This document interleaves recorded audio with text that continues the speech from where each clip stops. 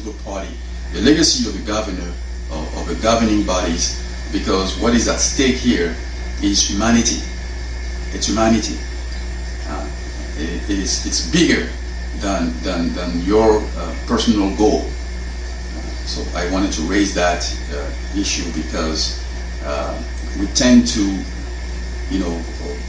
neglect this big vision here.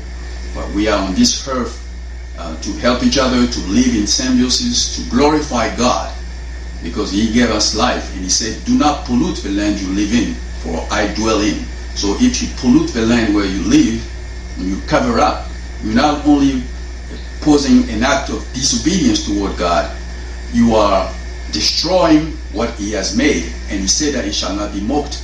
So when you destroy what God has made, His creations, you are insulting the Creator.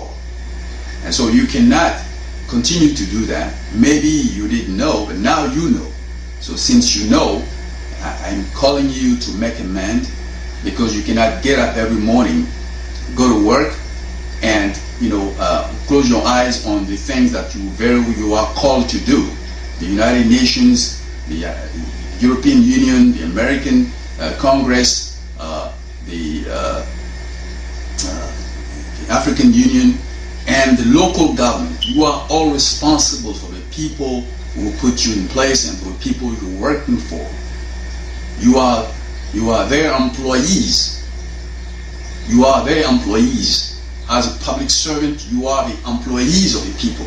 So you have to make sure that you deliver the best of what you are called for.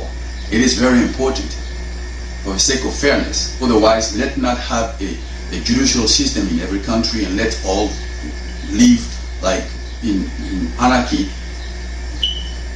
So, protecting the environment is very crucial in maintaining the rules of democracy, in providing for the population a better framework for a better life.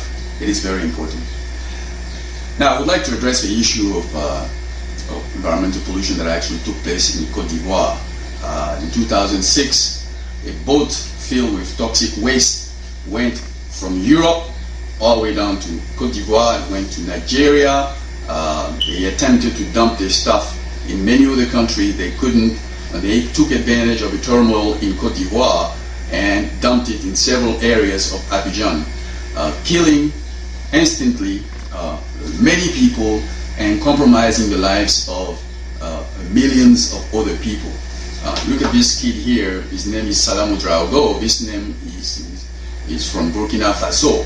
So it's not the origin of the person. Côte d'Ivoire has a tradition of inclusion, so we always welcome people from everywhere. But this kid here didn't deserve to suffer from the dumping of toxic waste. As if poor is not enough, his face was incinerated as a result of the dumping of toxic waste. Look at his face. Now, it's only the surface, the consequences that we see. But there are many other problems that may arise as a result of his exposure to toxic, to this mercaptan and caustic soda and hydrogen sulfide and so many other products that were not identified in the cargo. We'll cover it later. But soon after the dumping of toxic waste, a few people were arrested. They all shout about implementing a zero tolerance for toxic waste. Greenpeace arrested the boat, Provo Koala, and later the boat was released, and that was it. That was it.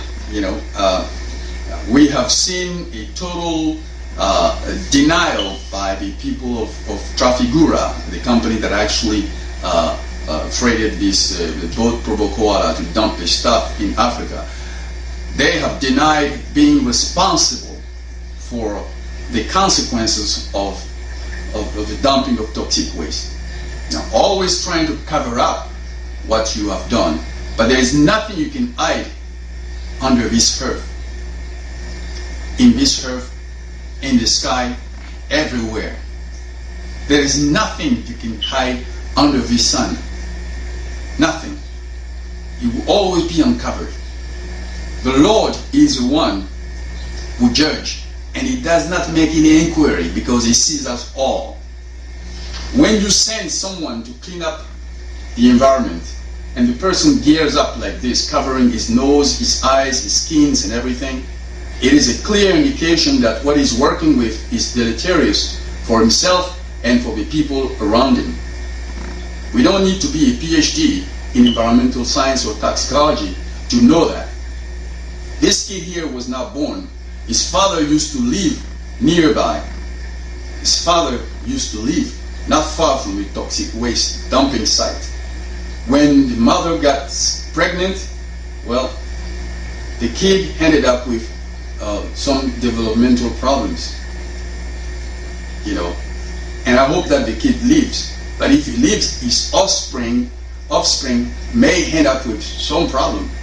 I pray that it doesn't. But science proves that, you know, we are genetically similar to our parents. This kid here ended up with without a thumb, the same kid. And there are many out there. This woman here ended up with a disfigured face. This is a social problem as well as a medical problem, because this woman may very well be kicked out of her marriage. Her husband may not want to look at her anymore. Who is going to care for her? She's going to be a ward for the society, and who is going to pay for it? How did she become like this? She became like this, and this kid became like this because Trafigura picked up a trash